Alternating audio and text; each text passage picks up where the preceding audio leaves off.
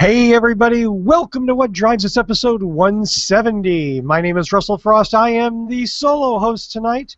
My other half, as they say, is what's Danny doing this week? Playing golf? Something? Driving around in his new car. That works. Driving around in his BMW. I like that. Yeah. Yes. He's far too important for us. He is thank you. Got to kill that. He's Danny Cooper will not be with us this week. So welcome to episode 170. Did I say for January 20th, 2016? This week I am lucky enough, however, not to be alone, because if I was alone, the show would suck. Luckily, I have three of my favorite panelists here. So let's introduce them, starting in the order of the one that I like the most. We've all been downgraded in that category. You know what? Come to think of it, I don't really like any of you. So, in no particular order whatsoever, he's our man in the Great White North in Canada. His name is Mark Coughlin. Greetings, everyone. Thanks, Russell, for that great intro. That was fantastic.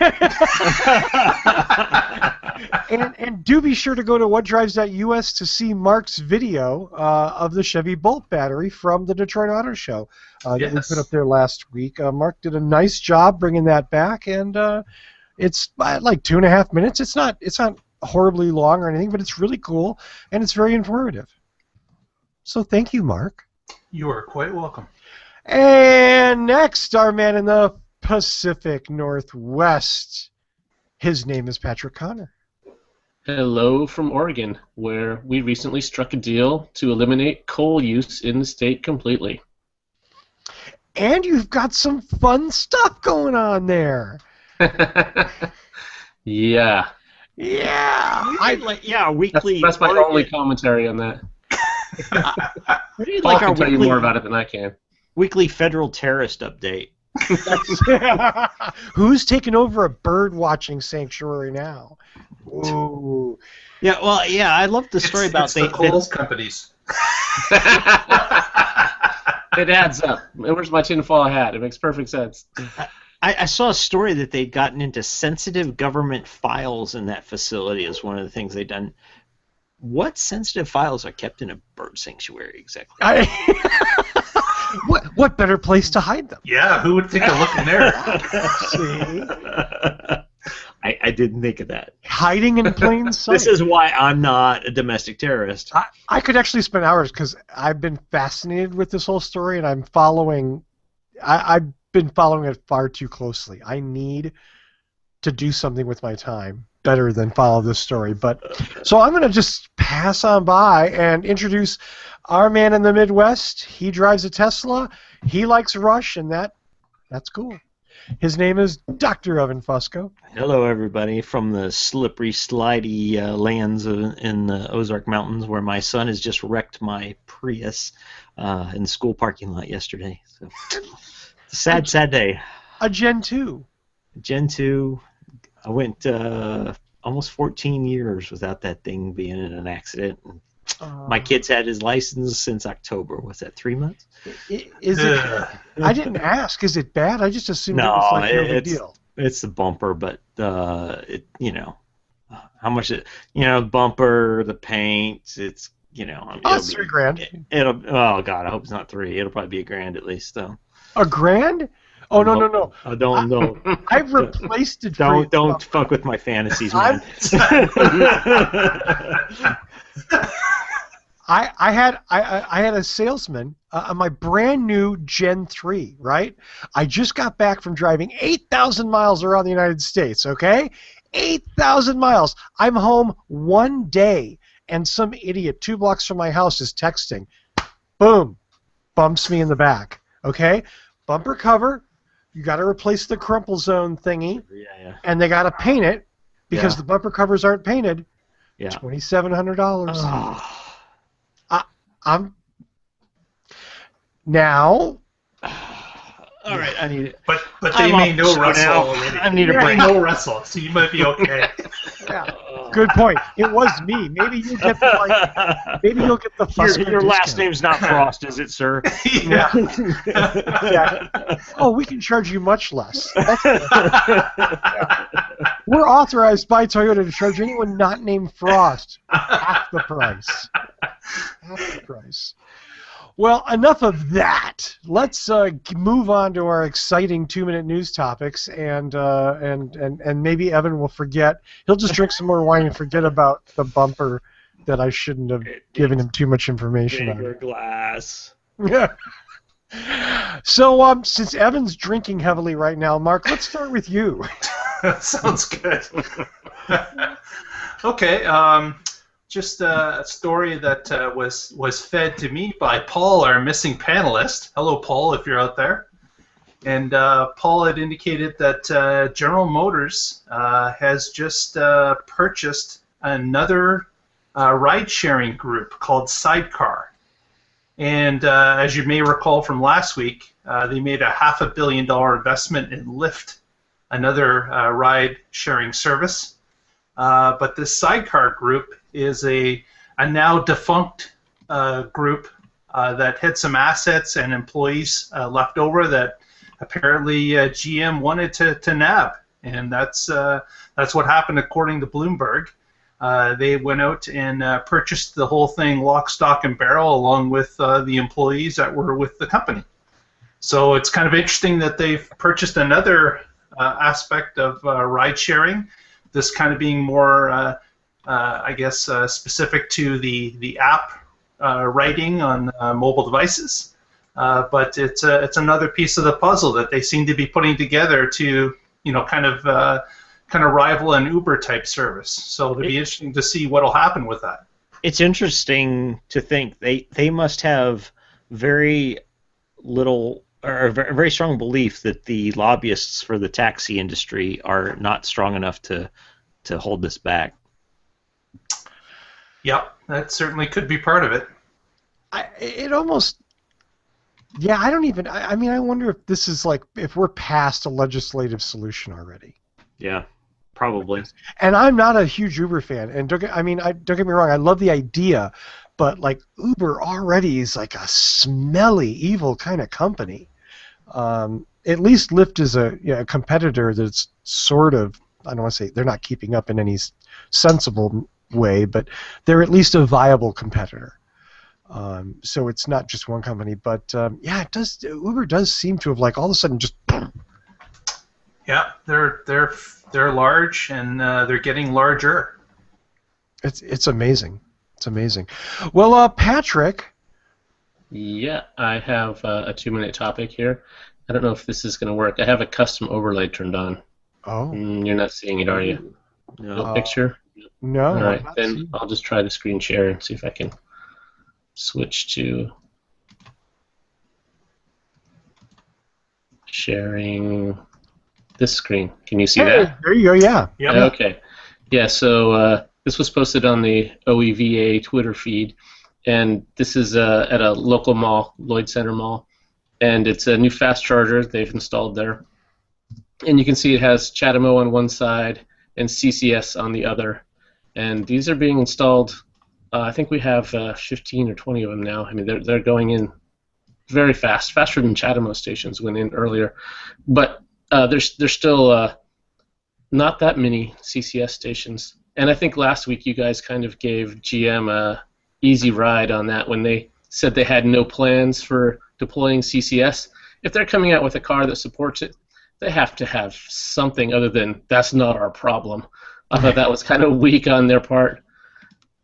Even if they just said, hey, we've partnered with people, we're going to tell them where our cars are being sold, we're going to make sure our owners are being taken care of, that would have been a much better answer than, no, I don't know.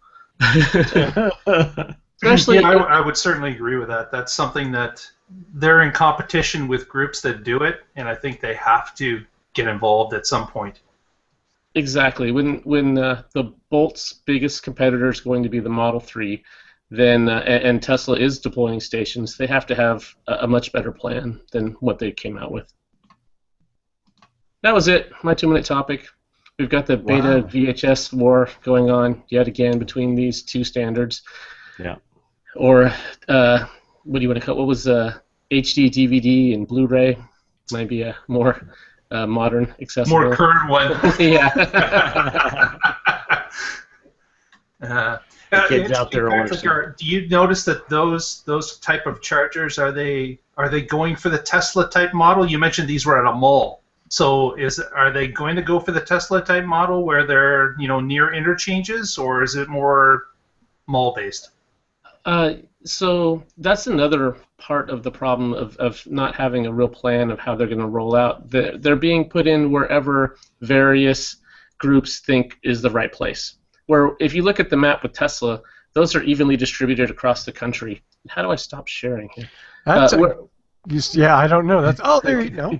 no, okay. Anyway, whereas if you look at the CCS or even CHAdeMO, they're clumped in areas versus being well distributed the way you would need a network to be.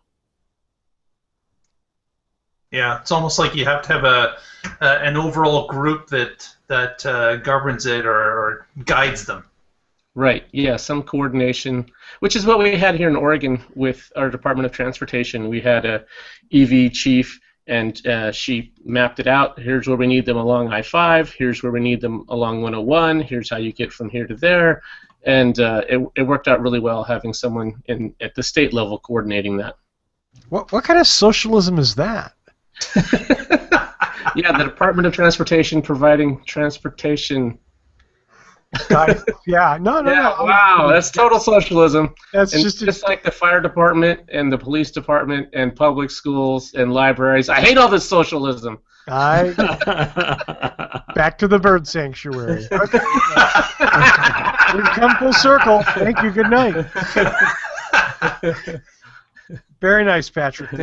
Thank you. Evan, finish us off here, my friend. All right. Let me see if this will work. You guys see Uh-oh. anything?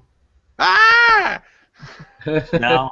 I see your screen. Yeah. Yeah, we're seeing your screen. Your screen sharing. Do you want me to? I'm just awful at this. Hang on. How's that? There we go. There we go. There, look at there. This Model picture. X. The Tesla Model X Falcon Wing doors, and kind of an interesting twist on things. Tesla is suing a German company that was initially contracted to manufacture the Falcon Wing doors and was unable to deliver them to their company's specifications. They said that sometimes they came with oil leaks, they would overheat on use, and essentially didn't meet any of the criteria that they had. The company is asking for more money, and instead of paying the company money, this German company money, Tesla has chosen to sue them so that they don't have to pay them the money that the company alleges that they owe, because Tesla had to go back and remanufacture this door on their own, as they have several other things in the past to completely different specs. And apparently, oh gosh, I hope I'm still here, that is the reason why they ultimately were unable to produce the Model X on schedule in late 2013 as originally was planned. So it's kind of interesting. They're like suing to not pay rather than suing to be paid. Well, what kind of cojones does that company have? Oh, yeah, we didn't deliver. We made your vehicle late. You're not even using our stuff after us giving you a year of crappy prototypes. But can you give us some more money? Yeah, They deserve to be sued. I have a feeling their argument is going to be that they feel like they delivered what was asked for, and Tesla just changed their standards. Who knows? But yeah, you got to think it's interesting, though, that Tesla was so proactive in suing before they got sued for not paying. It's pretty an interesting twist on things. It is, and obviously all of this relates to stuff that happened a year and a half ago. Well, yeah, at least, and Right. I think Somewhere thereabouts. but Tesla has suffered significant drops in their stock price because of the delays, and so they got some pretty legitimate grounds and some pretty angry stockholders that were counting on good income a year ago when the Model X was supposed to have started delivering, and to this point, or maybe at 2,000 that have been delivered, maybe. Right.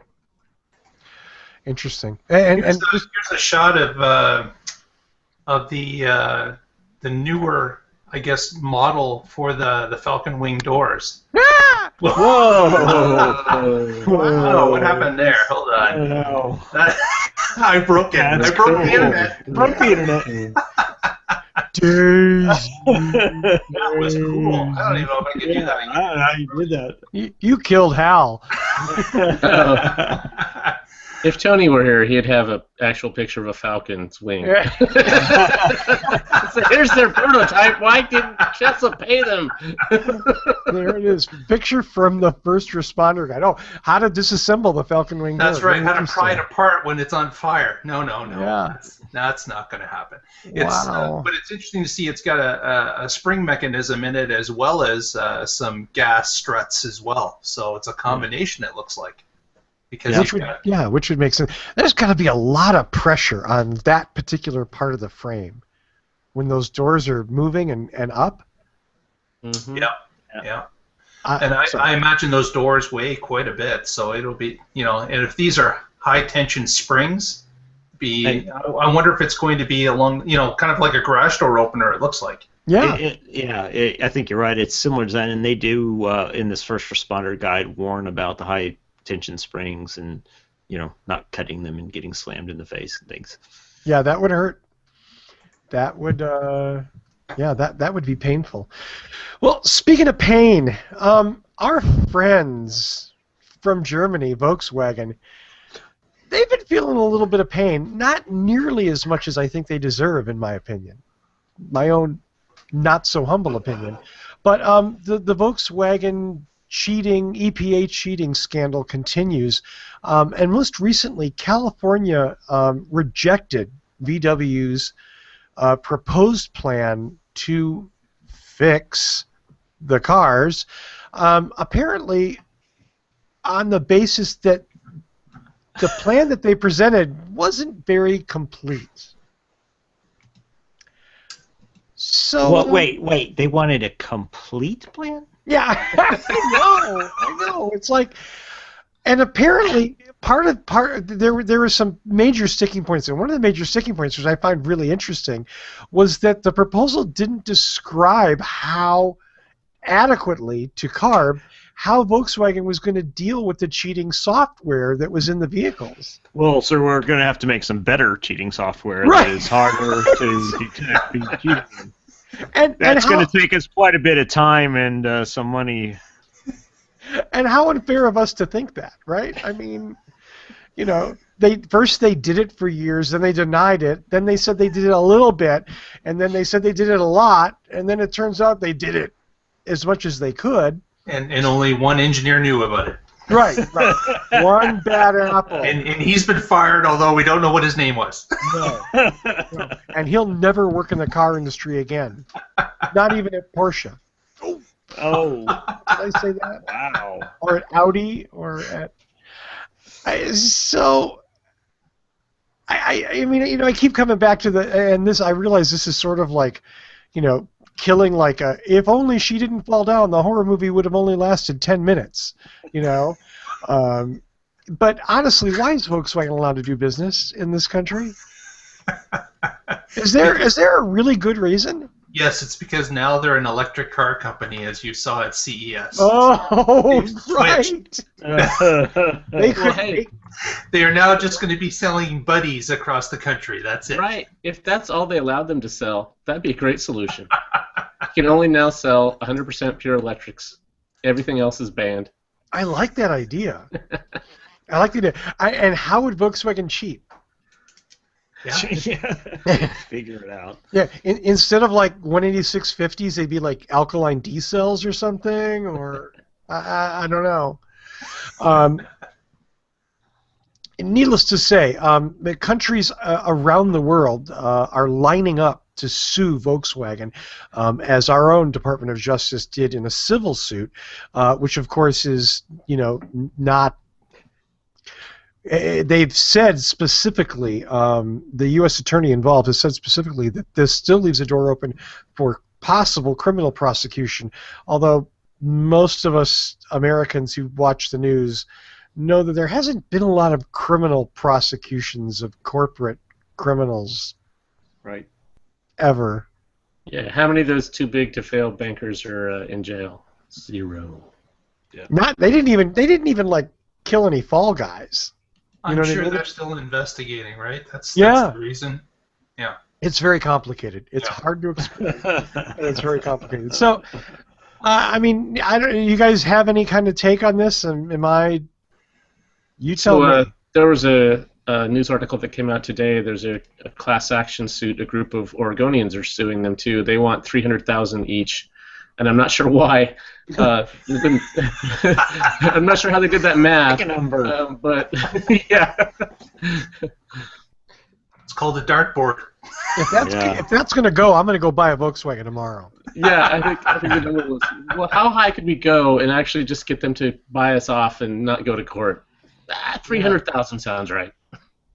Yeah, I think that VW is in for a lot more pain over time. Like this story is not going anywhere. It's just going to get worse. Like you said, people and countries are lining up now to sue them, and it's just a matter. Like it's going to be one bad news story after another.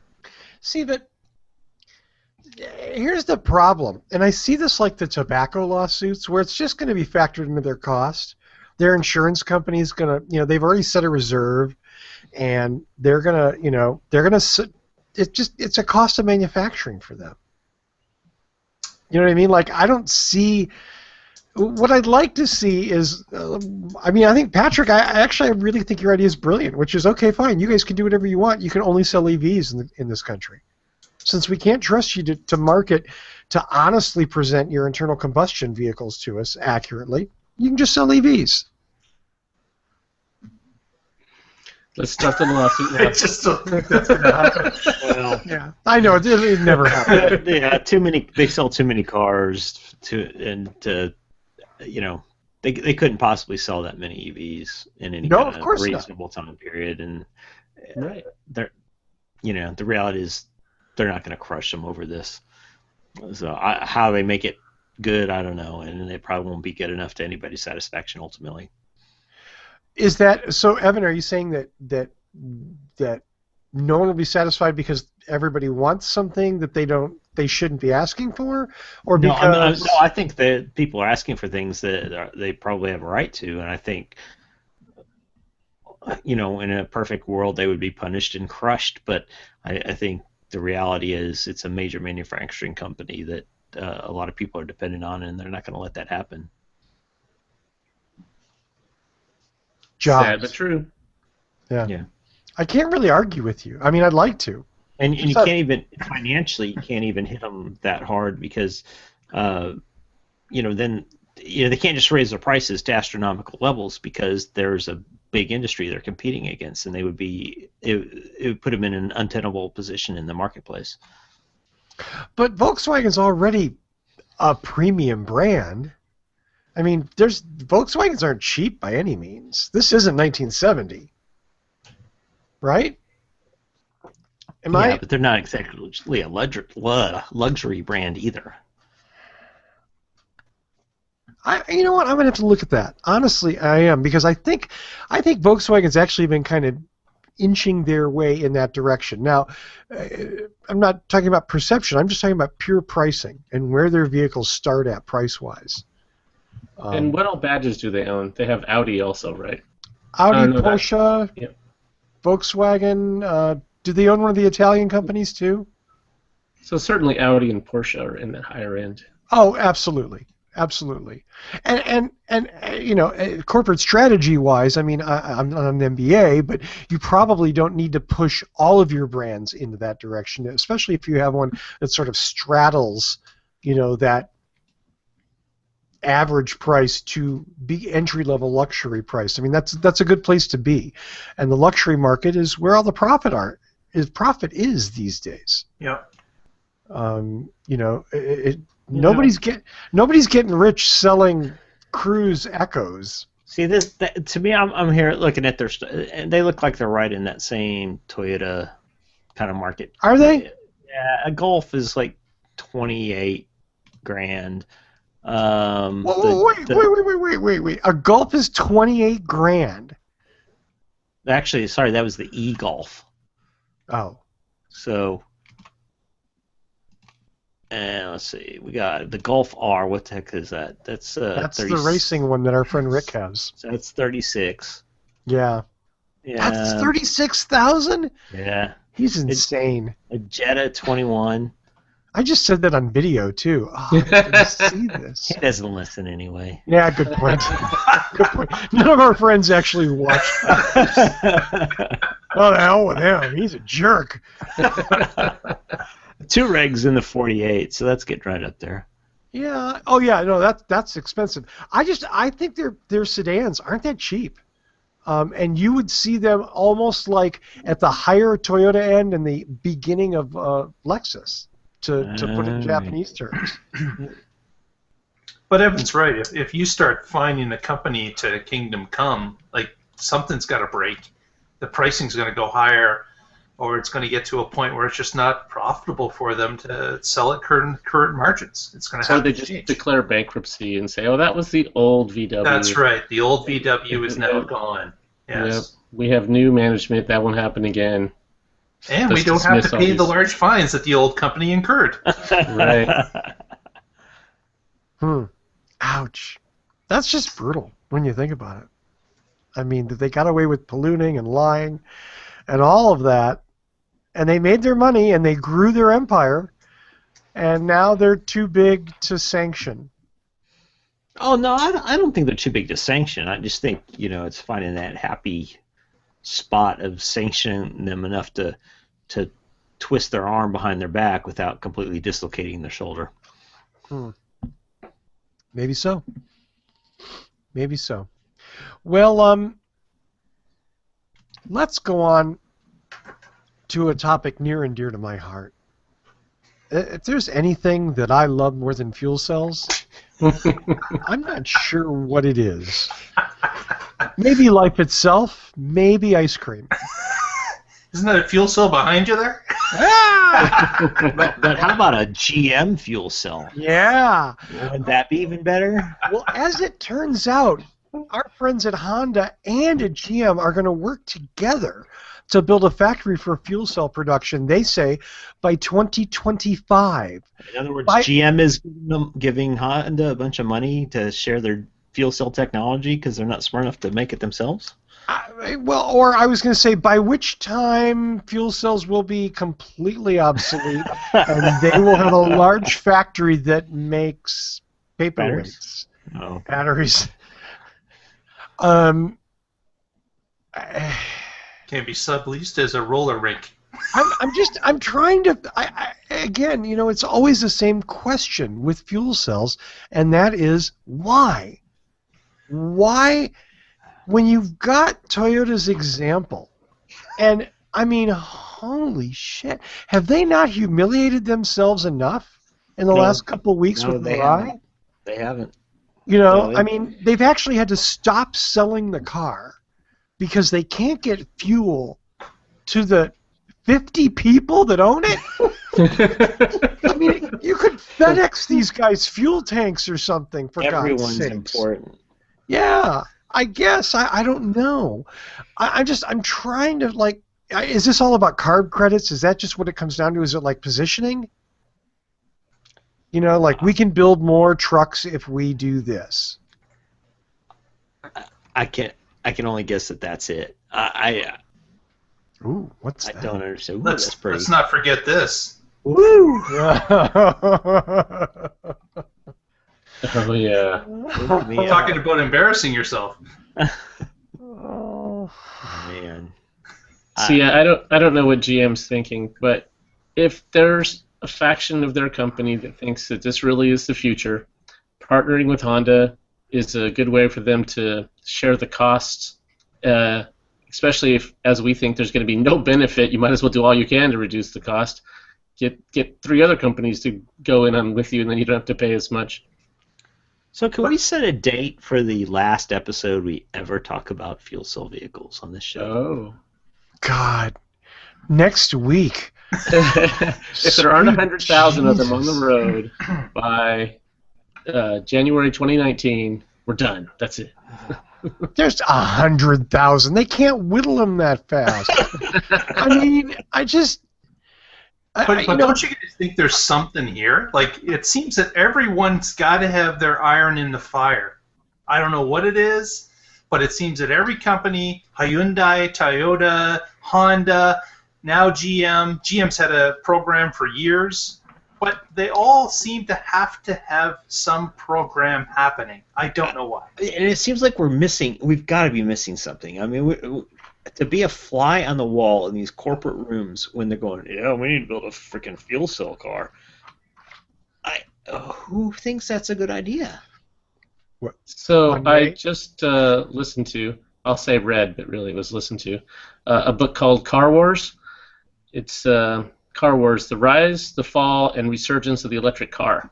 And in this book, they go into the history.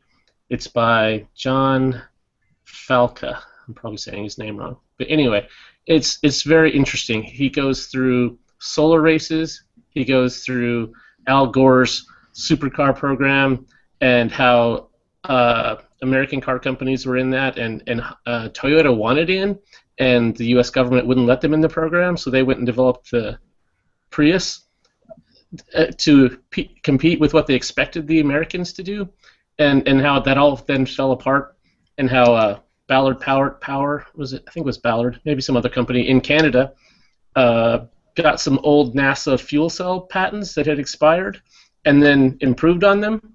It's a fascinating story, and it explains why they got down this road and started investing in it, and how they thought it was going to be fruitful, and now it's all sunk cost, and they're just stuck in this and can't see past what they've already planned. I think it explains a lot. So this there's a plug. Yeah, no, really. If you said the book is called Car Wars, can you spell the last name of the author? Yeah, his last name is Fialka. Fialka. Yep. It sounds fascinating, and I want to try and find it. I mean, this sort of dovetails in with this idea that I've long held, that there's this myth of competency. When you get to a certain level at a business, people just assume you know what you're doing. Yep. Even though there are thousands of examples of CEOs, for instance, who have no clue what they're doing. They bumbled their way to their position, and then they, and then finally something happens that decapitates their company, or something, and then, So I just, because we're rational people, and because we know people in this business, we're trying to assume that there's some rational reason for this. And that's the struggle I've had in this show dozens of times. Why? Yeah. Show me some piece of evidence that says, oh, this makes complete sense. Well, if you build a prototype, you can get a prototype that works great. I mean, the technology is all possible. Sure. And then you think, hey, this is the solution. It's zero emission. It meets all these carb requirements. It doesn't use gasoline, so when we get high gas prices, this will be viable. If you look at it from that CEO sort of level, it makes perfect sense. Yeah. Except the fuel can't. That's someone else's problem. We just talked about how GM has that mindset. Come on, we can't think of it all. Right, yeah, Shell's got to build those hydrogen stations, and then they get to sell it. So sure, they'll do that. Russell and I have had the opportunity to speak to the people that are at the top, and there's something that there's some kind of block, a mental block that has them convinced that I think they generally believe this is a good thing, despite all the information and evidence to the contrary. And I don't know how they get there. I don't know how such smart people, and I know they are smart people, can get themselves locked in on something like this and just believe that it's going to work somehow, despite everything pointing against it. So, in summary, we're all on the same page. It's just we don't see what they see. We see no light at the end of the tunnel besides a train coming at us. Exactly. Not one company that I'm aware of, not a single car company, has demonstrated a method that is efficient for producing hydrogen. Now, as we've just said, they build cars. They're waiting for other people to find the fuel, but that's really the whole thing. The problem is, even if they do, that still creates a company trying to make money, Right. a middleman that's distributing it, and an end user that's got to pay for it. Or I can go plug my car into my freaking house. But I mean, batteries aren't a just good that solution, simple. Evan. They just don't work. Yeah, it's amazing. It's really Battery amazing. cars are for kids. Come on. No, I mean, but this is what I mean about that myth of competency. And Evan, I'm really glad you said what you did, because we do know smart people, good people, nice people in the business that we've talked to about this, and I still come away with question marks shooting out of my head like a cartoon character, because I don't. It's like all of a sudden they go off into some kind of other world and start talking about stuff that, like, well, our engineers say this works and this does this and that's like, it's like, and so you left either calling them out on what smells, looks, tastes, and feels like BS, or you just go, okay. Yep. Okay. And that's not to minimize the engineering advances that have occurred in fuel cell technology. It's amazing how much they've reduced the stack size. It's amazing how efficient they've made these things. It's great. I as a scientifically based tech geek, I love it. But as a solution to our transportation needs looking forward, it's idiotic.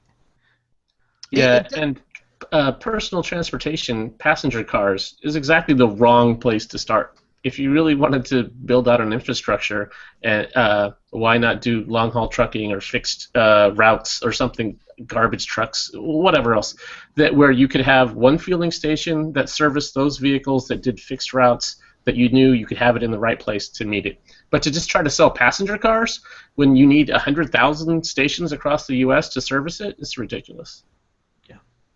And we've said that on this show dozens of times, all of us, Yep.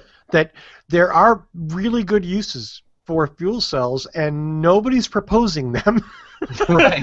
They insist on making little sedans because it's just like gas, except water comes out the tailpipe. I don't know. I mean, Honda's been humping the Clarity for 10 years. Yep. Or more? 12, yeah. 12 years, and it's finally going to come out supposedly sometime next year, is it? Or later this year? I have to look and see. In the 12 years it's been out, I think they've sold a couple hundred. Yeah. Well, yeah. I run into them all the time. Yeah, right. Biggest flies around here. Yeah, to Honda employees in their ad agency, Right. who can't refuel them and then throw them away. So yeah, and the Clarity, the old Clarities are actually kind of nice looking cars. I always liked it. It is, yeah. Interestingly enough, the first Honda Clarity I saw was on the Toyota company lot. I don't even know if I was supposed to say that. I did. I don't think I violated. Look at Evan's like, Ixnay on the... No. Okay. Hey, guess what? Toyota had a Honda. Oh. Yeah, like like we all know, as soon as these companies get the competitors' cars and tear them down.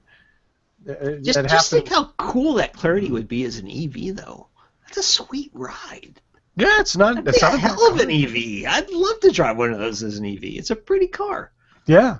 No, I agree. Stupid fuel cells in it. Well, yeah. Well, 15 years ago, 20 years ago, when they started looking at this, batteries were not where they are today, and they really didn't make sense that long ago. to be So practical. it, and They I get into insider fallacy and sunk cost fallacy. I mean, they made these decisions. They've put teams on them. They spent money on it. They have people that they've told these engineers, this is your job to do this. They come back and say, yes, we can. And that gets put throughout the culture. And right now they're making plenty of money on the cars, the gas cars they sell, so they're in no hurry to move off of that. They have a lot of expertise in engines and other things that are highly profitable. So if fuel cells can happen and they can be later, that's great. They have lots of reasons to want to believe that they can just keep doing what they're doing and yet still have a solution later. Right. No doubt about that. I mean, that's yeah. Either using EVs to continue to produce standard gas cars, as a delaying tactic, or I'm sorry, fuel cells, or as a product category. Okay, I'm lost. So flustered. Well, you just get to the point where it's like you're standing in a hall of mirrors. Yeah. It's like, if only the hydrogen existed, but wait, then we need 1 million service stations, but wait, then we need that. And it's like infinite recession, and it doesn't make any sense. But yet, here, I'm reading a news article in Green Car Reports. Thank you, by the way, John Volker of Green Car Reports, that says that Honda and GM are going to build a factory to produce fuel cells. When, like Toyota, they could make them one by one and have more than enough to satisfy the demand. It's a very small factory. Some people call it a shed. I could build them on this dining table. They built 8 of them and have 4 spares. Right. We put 2 fuel cells in your car just 'cause. Oh, hey, I just noticed in this article, if you scroll down, it's the third picture. There's the roller skating rink one, then there's the SUV, and then there's the Toyota Mirai at the bottom. Yeah. And in the background, right there, is where we have our electric car meetings. In that plaza, the whole floor is covered with plugs. It's the Portland General Electric Plaza. Oh, is it really? Yeah, and so they let us have our meetings there. That's ironic. And let me guess, there's no hydrogen there, is there? Right, none. There's a quick charge station in the garage right across the street from this, with the cars pointing at. That's where the new Electric Avenue's at, and then behind it, that whole plaza has plugs in the floor, and yeah, so they're surrounded by electricity and no hydrogen. And no hydrogen. They're trucking in the hydrogen now, just like they're going to for the Olympics. Right. People with backpacks full of hydrogen. They're kind of. Wow. Okay, enough of that. We've thrashed people that we know and love well enough, and now let's thrash the Middle East. Yeah, and here's another one, and this is, boy, I got to tell you, I'm looking to you guys for wisdom here. I thought this was a really interesting article. A lot of things that I wasn't aware of, so I'm going to confess some ignorance. And I don't know that this article's any more accurate than any other piece of news, but let's just take it for what it is. One of the things this article claims, it's talking about why cheap oil is a problem.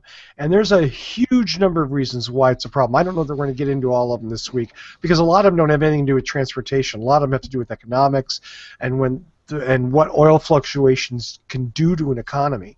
But right now, I mean, I just noticed on the way home, gas was down to $1.70. Yeah, we're in the 140 range around here. You're $1.40? Yep. There was a picture Evan. posted on Twitter yesterday of a site in Michigan. It was at 99 cents. Yeah. I wasn't able to confirm that, but I saw that too, that it was under $1. Yeah. Oh, we just did this Colorado trip. We drove all the way out. I rented a Suburban for like 11 days, 2,400 miles on it, and it cost me around $30 to $35 per tank to fill it up. I'm sorry, Evan, what car did you take? A Suburban. Your Suburban or a Suburban. You don't have a You're gonna have to turn your Tesla in. Jeez. Yeah, I was gonna say, do you feel dumb for buying a Tesla? Should you just gone out and bought an F-150 dually? Yeah, because gas prices are going to stay low forever. Right, Forever, right. right. Yeah. Well, Absolutely. and we've long and many times discussed, that fallacy of like, hey, gas is down to $3.10 a gallon. I'm gonna go buy a Suburban XXL. You guys are talking about gas prices. I don't even know what the price of gas is here. Yeah, well, and again, that's the only reason I know is because I just spent 11 days driving a Suburban. But Yeah. I mean, it's interesting. So one of the things that I wasn't aware of, this article claims that the actual cost to produce a barrel of oil, of course, is different in different places.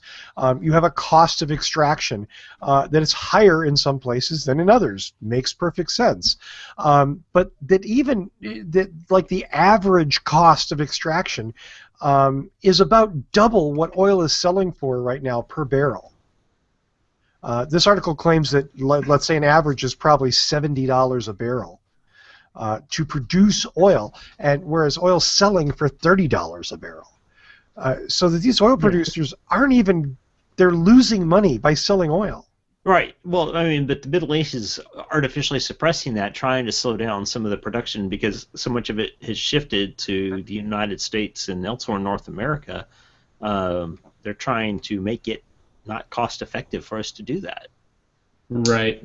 I saw an article that said the barrel that the oil is in costs more than the oil in the barrel. That's probably true. So they're switching to Glad baggies next week. Back to that kid with a backpack full of hydrogen and his buddy with a backpack full of crude oil. It's the new economy, kids. No, it's a battle for market share, from what I understand. They're trying to put other groups out of business just for the fact of pumping cheap oil will ultimately put other producers out of business. They cannot survive in the market for a sustained period of time. Fracking can't be cheap. No. Right. Compared to light sweet crude under pressure that's shallow wells and comes gushing out. Absolutely. That they have in Saudi Arabia compared to deep water drilling and Arctic drilling and Bakken shale and everything else. So it makes sense. Drive the price down. Get rid of all those other producers that are competition that can't do it as cheap as you can. Once they're out of business, jack the price back up and triple your profits. Yep. And they have enough money to do that, to afford to do that. And one of the points of this article is somewhat, and this kind of goes back to what we were just talking about product production cycle times, which is because it takes years for them to ramp production up. This isn't something that like they can do in a few months. Just like, drill a hole, stick some pipe down it, yay, oil. It takes years to develop and drill these wells to get to the point where they're producing. And at that point, who knows, the difference in the costs could have gone up and down 3 times. Yeah. It's such a long development period. Right, which is why a lot of these projects will keep going. They will lose money now with the anticipation of making it up when prices go back up to $50, $80, $100 a barrel.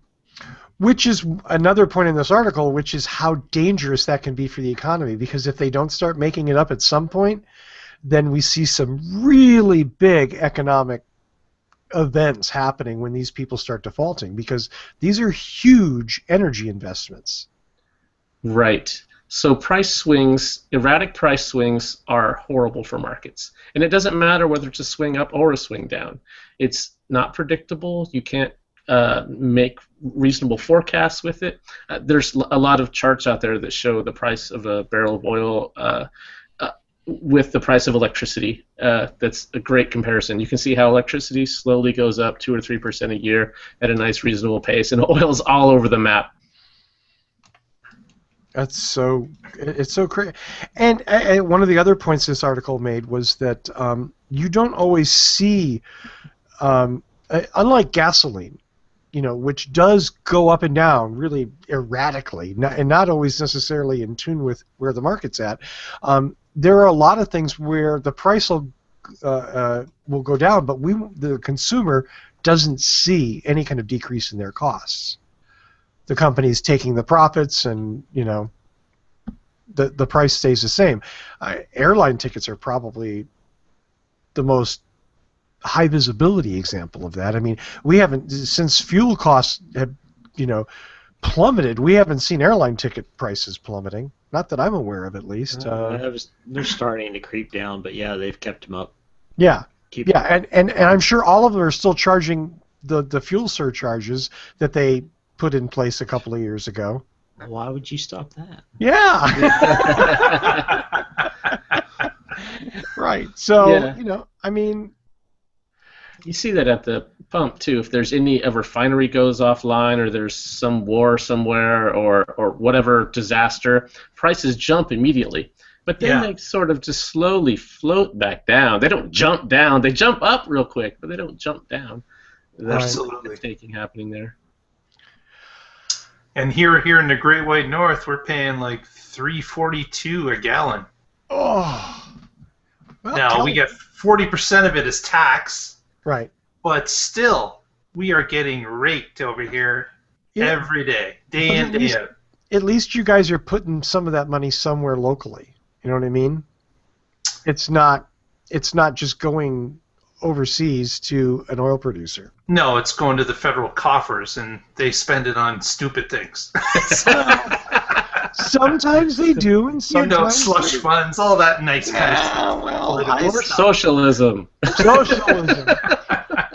Highways and libraries and Medicare. Libraries and healthcare. Who wants healthcare? You're going to die anyway. Healthy people. Yeah. Jesus, who invests in healthcare? It's 2015. Live while you can, kids. That's it's 2016 actually. I'm not even remember. I need some healthcare. It is, Patrick, you just touched on this. I mean, it is an interesting argument for transportation that uses a less, and no pun intended, volatile fuel than gasoline. Right. Certainly electricity is a little more predictable. Right. Yeah, that's economics. If you have a market where there are viable substitutes, then if any one of them goes crazy, the substitutes take up the slack. But our transportation system is so single source dependent. And again, it's a very, very volatile source. It's not a source that historically has always seen any kind, it's up, it's down, I mean, honestly, if you had held a gun to my head 18 months ago and said gas is going to be $1.50 a gallon, I'd have said you were high. Yeah. There was no way to see this coming. Did somebody else in this panel see it coming? And if somebody did, they would have made rich from it, because if you could see a trend like this coming, you could really make a lot of money. But nobody, not the experts, the oil producers, nobody saw it coming. Do you see that look on Evan Fusco's face? That's him checking the oil futures markets right now. Yeah, all those guys that drove the price up to $120 a barrel betting on futures, they didn't do so well. Ouch. Yeah. Okay, any other thoughts on oil? Let's go beyond oil. Yeah, the only place I would go with this, I guess, in closing then is just what I've always said, which is we can't. The last thing we need to be doing is depending on oil to get our food from point A to point B, and to be burning it just to drive down the road in a big, huge personal car. We've got to use oil. Suburban? Like a Suburban. Wait, there was like 75 people in that car? About. We had 6 in all our gear on the way home. Okay, right. So I mean, I'm not gonna bust your chops for driving a Suburban to take your entire family skiing. Let me tell you, I'm sad to say, but I am really impressed with that Suburban. We got almost 18 miles to the gallon. Really? On the round trip in that thing. It's got cylinder deactivation. It's got lane keep assist. It's got like the emergency auto braking thing. It's got CarPlay. It's extremely comfortable. Handles much more nimbly than I would expect a vehicle of that size. And as much as I would like to bash it, I can't. This is the third time I've rented a Suburban. This is the most modern one I've had yet, and they continue to get better. Wow. It's a hell of a car for as big as it is. I All wouldn't right, want never one as my invited daily. back. Right, I wouldn't want one as my daily driver by any means. But man, I'll tell you, when we're hauling a bunch of ski gear and a bunch of kids, Right. you can't beat it. It makes perfect sense then. I mean, Yeah. it makes perfect sense. I don't. You know, I'm sure there's somebody out there who would think you were bad for that, no matter what. But I'm not. It's just fun to harass the Tesla driver for it. Yeah. Hey, I still remembered how to pump gas. I was pretty pleased with myself. Really? Did you get it all over you? A couple times I pulled over. I got a little confused about all the buttons on the big machine, but Did you walk over to the You should have pump and get the driven little here to pump? Oregon and we do it for you. That's true. Or Jersey. Yeah. Yeah. There you go. Oregon or Jersey. There was mandatory full service. Socialism at work. Oh no, we had to go there, didn't we? On that political note, we're not going to talk about bird sanctuaries. I think we're going to end it right there because I don't know that I have anything else that's even. Honestly, I read this article like twice and it was fascinating, but I am not. I am not an economist in any way, shape, or form. Well, there is even rumors out there that the reason is political too, right? That these groups are doing it to hurt other countries as well as producers. So countries like Russia also depend on oil for a vast amount of their income, and Saudi Arabia is in a war of words with Russia over several things. So it's another reason that they could have for pumping the oil as fast as they can, because they're hurting a couple of different groups that make their hand better. So there's many different reasons out there that all combine and can any of them can be cited as part of the reason. Right. It's a very complex formula. By no means is it one thing happens, a cause and effect. It's a million things taking place that shape these prices. Absolutely. Okay, gentlemen. Thank you. Nicely done. Let's do some shout outs. Evan, I think before you are you watching a football game or something, Evan? No. Come on, tell me the truth. You're playing a video game. No, I am. I'm trying to print something here, but I'm sorry, did you say print? What is it, 1950? What, don't you have scribes to take care of that for you? Well, Evan, you have any shout-outs? I don't, and despite Danny teasing me with a Tesla chat forum lead last week, I've heard zero, so I will continue to promote the TeslaMotorsClub.com for those of you interested in Tesla. So check it out. Get busy forum, and until something better comes along, it's where you should hang out.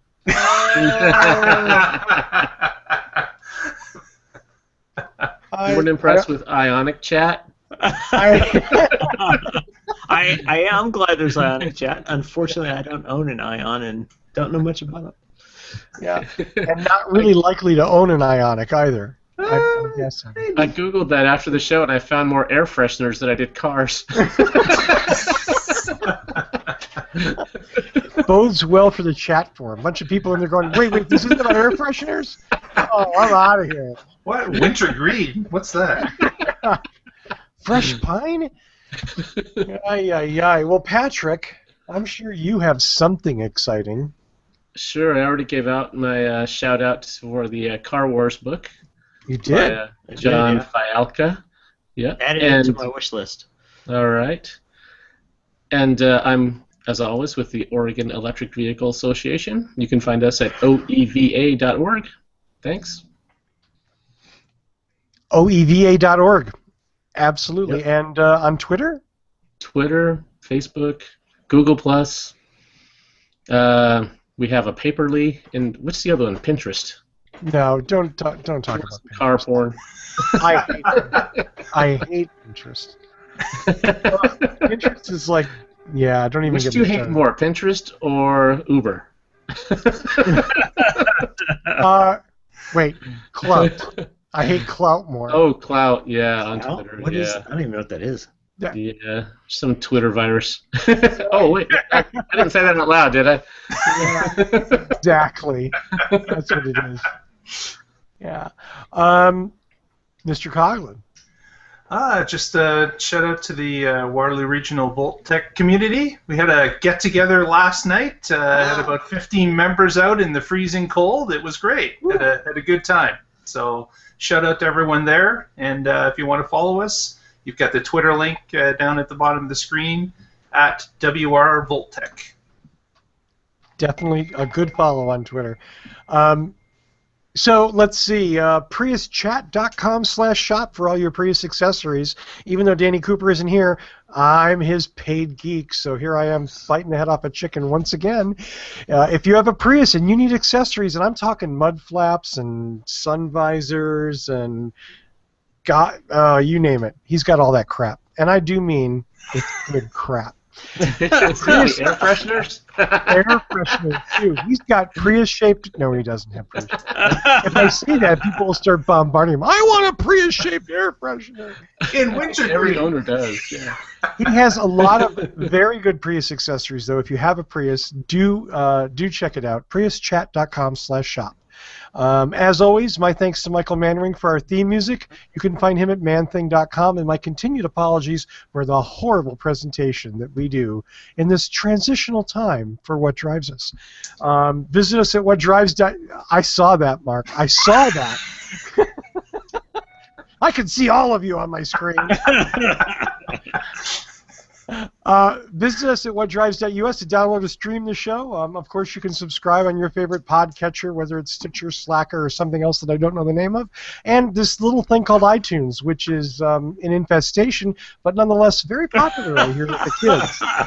So follow us there. Get Wait, up to you don't have a rant on that, do you? I got nothing. He'll have one for next week, folks. Yeah, I got nothing. I was looking at our What Drives Us page, and by far the most popular posts are his rants. They get 3 times the amount of traffic of anything else. My rants? Yep. What do you mean? Are you serious? I have to go back and look because I have no idea. Every once in a while I get these little updates. It says this post is 90% more effective than the other, blah blah blah, and it's one of your rants. I feel like I'm turning into a caricature of myself. Like Tony maybe. Like you never expect a serious answer out of him, but he's capable of a serious answer. People just It's come. not as much fun. Yeah. Maybe that's me. You know what? Maybe there's a reason for those things. Maybe there is. We derail you? No, Yeah. no, not at all. Not at all. He was closing down. We wound him right back up.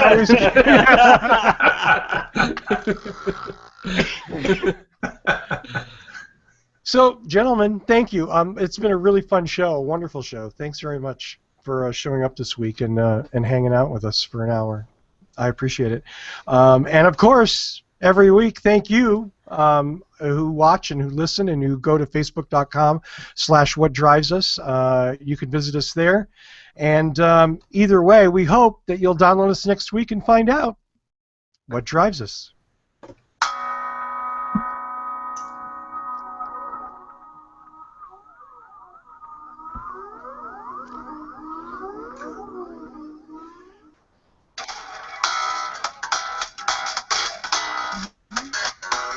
Bye-bye, everybody. Is that your cell phone?